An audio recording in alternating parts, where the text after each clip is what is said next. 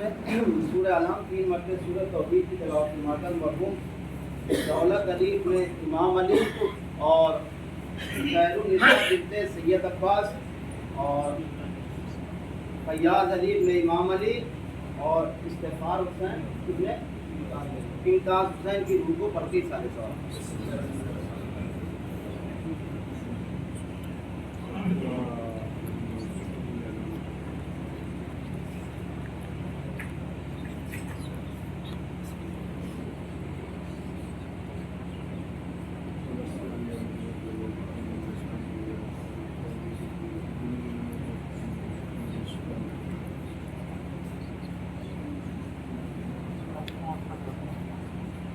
لا حول ولا قوة إلا بالله العلي العظيم ومن الشيطان اللعين الرجيم. بسم الله الرحمن الرحيم. الحمد لله رب العالمين والصلاة والسلام على أشرف الأنبياء والمرسلين سيدنا ونبينا وشفيعنا بالقوس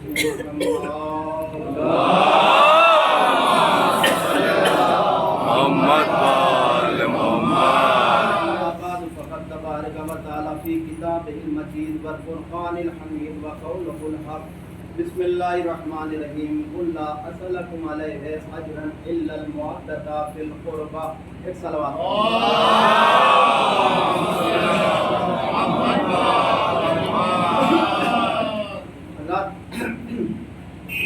قرآن مجید کی مشہور و معروف آیت مبارکہ ہے کہ قل لا أسألكم عليه أجرا إلا المودة في القربى. اے رسول ان سے کہہ دو کہ اگر اجر رسالت ادا کرنا چاہتے ہیں تو تمہارے قرابت دار سے تمہارے اہل بیت سے محبت اور محبت کرو. عزیزوں بہترین اجر رسالت یہ ہے ہم نے پیغمبر کی لائی ہوئی نماز پڑھ لی, مجلس کر کے اجر رسالت ادا کرنا ہے. سب سے بہترین ذریعہ یہی ہے کہ نماز پڑھیے اور نماز پڑھنے کے بعد میں مجلس حسین ابن علی کر کے ان کے فضائل بیان کر کے اہل بیت کے اور ان کے مصائب بیان کر کے عزیزوں اجر رسالت ادا کرو. سب سے بہترین اجر رسالت یہ ہے کہ تم ہمارے قرابت داروں سے اہل بیت سے محبت اور محبت کرو. عزیزوں زیادہ دیر نہیں, بس 5-10 منٹ ان سے کہ تمہیں بھی فری ٹائم ہو جاتا ہے. اور ماشاءاللہ سب خدا آپ کے کاروبار میں خیر و برکت عنایت فرمائے. جو لوگ اپنا کام چھوڑ کر نماز پڑھنے کے لیے آتے ہیں خدا ان کے رزق میں آل محمد کے صدقے میں شہزادے علی اکبر کے صدقے میں ان کے رزق میں اضافہ عنایت فرمائے. ان کے کاروبار میں خیر و برکت عنایت فرما دے. ان کے مال و دولت میں خیر و برکت عنایت فرما دے. چوتھے امام سے کسی نے کہا مولا کوئی دعا مانگ رہا تھا کہ معبود مجھے اتنی دولت عطا کر دے. امام نے فرمایا یہ دعا نہ مانگا کرو اللہ سے کہ مجھے دولت عطا کر. دولت کی دعا کبھی نہ مانگنا. کیوں؟ دولت جو ہے غائب ہونے والی شے ہے, ختم ہونے والی شے ہے.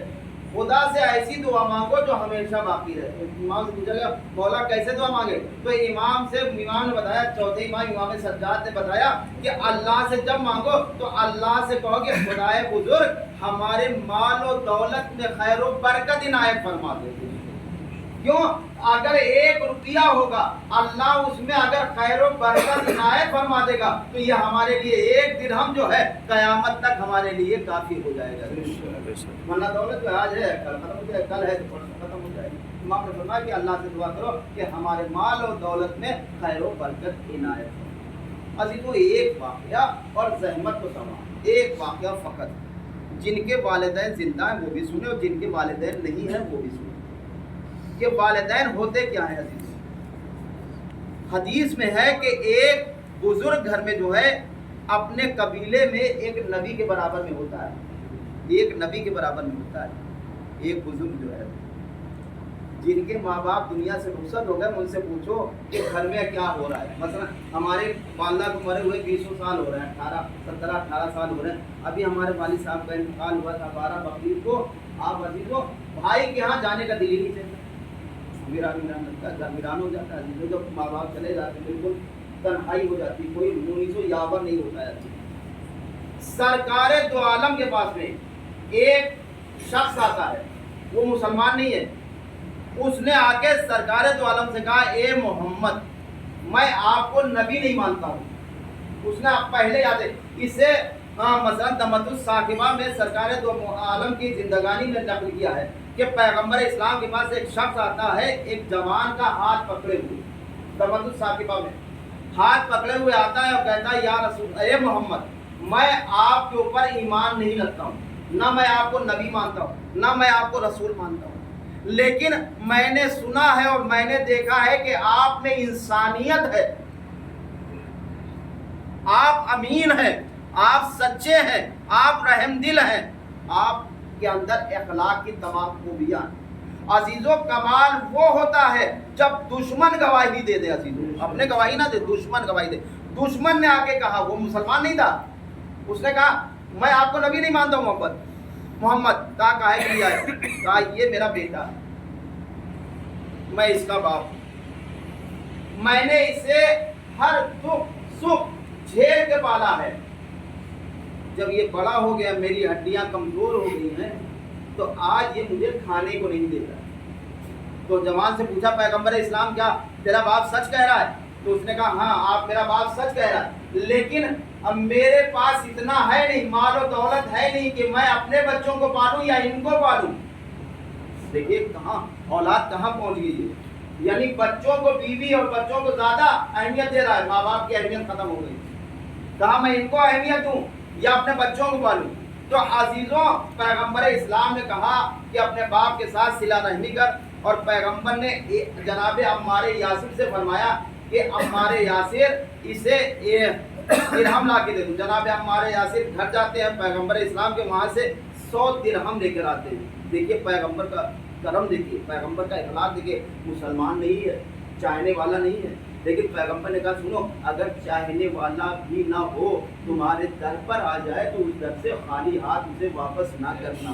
اگر میرے چاہنے والے ہو، میرے چاہنے والے ہو، اگر کوئی تمہارے در پر آ جائے یہ نہ سوچنا کہ ہمارا دشمن ہے، یہ نہ سوچنا مسلمان نہیں ہے تو اسے بھگا دے، اسے ڈانٹ دینا، مدد کرنا۔ پیغمبر نے 1 مہینے کا خرچہ دے دیا اور کہا جا یہ اب اپنے باپ کے ساتھ میں صلہ رحمی کرنا۔ وہ چلا گیا۔ پھر جب 1 مہینہ ختم ہو گیا تو پھر آیا باپ، پھر کہا اے محمد اس نے ہمیں کھانا پانی بند کر دیا، ہمیں دے ہی نہیں رہا خرچہ۔ سرکار دو عالم نے پوچھا کہ بھائی تو کیوں نہیں دیتا ہے؟ کہا میرے پاس ہے نہیں۔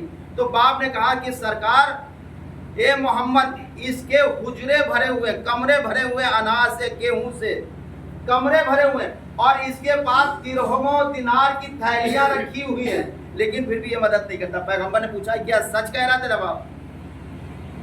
کہا نہیں میرے پاس ہے نہیں۔ پھر پیغمبر نے پوچھا، 2 مرتبہ پوچھا، جب تیسری مرتبہ پوچھا تو پیغمبر نے مسکرا کر جواب دیا کہ اگر تیرے پاس واقعی نہیں ہے تو خدا تجھے تیرے مال میں خیر و برکت عنایت فرمائے، اگر جھوٹ بولا ہے تو ساری چیزیں جو ہیں بس اتنا کہہ کے پیغمبر خاموش ہو گئے۔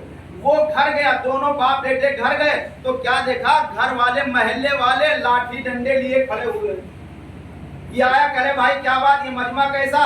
کہا تم اپنا اناج گیہوں جلدی سے نکالو، سارا سڑ گیا ہے، بدبو پہلے ہی، کہیں ایسا نہ ہو کہ ہمیں بیماری لگ جائے، ہمارے بچوں کو بیماری لگ جائے۔ جب اس نے حجرہ کھولا تو کیا دیکھا، گیہوں سڑ چکے تھے، بدبو آ رہی تھی۔ مزدور کر کے اناج کو باہر پھینکوایا، وہ جو سڑ گیا تھا باہر پھینکوایا، اور جلدی سے گیا کہ اپنی تھیلیوں کو دیکھے تو کیا دیکھتا ہے کہ تھیلی میں جہاں سونا چاندی رکھا تھا اور درہم و دینار رکھے تھے وہ سارے کنکڑ ہو چکے، مٹی کے ڈھیلے ہو چکے، پتھر کے ڈھیلے ہو چکے۔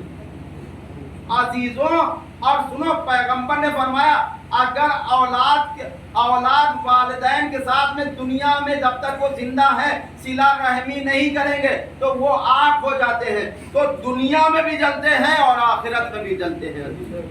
ماں باپ کا بہت بڑا مرتبہ ہے، بہت بڑا ماں باپ ہے۔ اگر جس کے ماں باپ زندہ ہیں عزیزوں اپنے ماں باپ کی خدمت کیا کرو، عوف نہ کرو۔ قرآن نے صاف لفظوں میں کہا ہے کہ ماں باپ سے عوف نہ کرو ورنہ ساری عبادتیں خراب کر دوں گا۔ ماں باپ کے برابر نہ بیٹھو، ماں باپ کے برابر نہ چلو، ماں باپ سے تیز آواز میں گفتگو نہ کرو، آہستہ سر جھکا کے کرو، نظریں جھکا کے کرو۔ کیوں عزیزوں تمہیں کیا معلوم، اب تو پنکھے میں بیٹھ کے کما رہے ہو، کام کر رہے ہو، ہم بھی ہیں اس میں عزیزوں، کوئی ہم الگ نہیں ہے، ہم کہیں کہ ہم آپ سے الگ ہے۔ ہمارے باپ نے کس طریقے سے محنت کی وہ تو ہم جانتے ہیں، آپ کے باپ نے کس طریقے سے محنت کی۔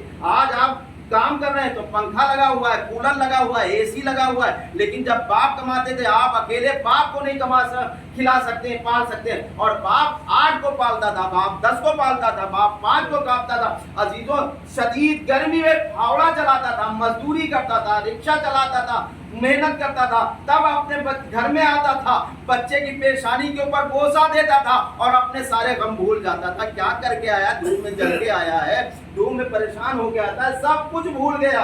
किसकी वजह से? अपने बेटे को जब खुश देखा और जब आज आप कमाने के लायक हुए, माँ बाप आराम के लायक हुए, तो आप मुंह फेर रहे हो। माँ बाप के लिए मुंह फेर रहे हो। कहीं तुम मुंह फेरोगे तो कहीं ऐसा ना हो कि अल्लाह तुमसे मुंह फेर दे। अजीजों, कोई भी अमल कबूल नहीं है अगर माँ बाप, हत्ता कि इमाम ने फरमाया उस शख्स को सलाम तक न करो जो माँ बाप का एहतराम न करे। अंबिया के ऊपर एहतराम वाजिब है, माँ बाप का। आइमे अतहार के ऊपर वाजिब है माँ बाप का एहतराम।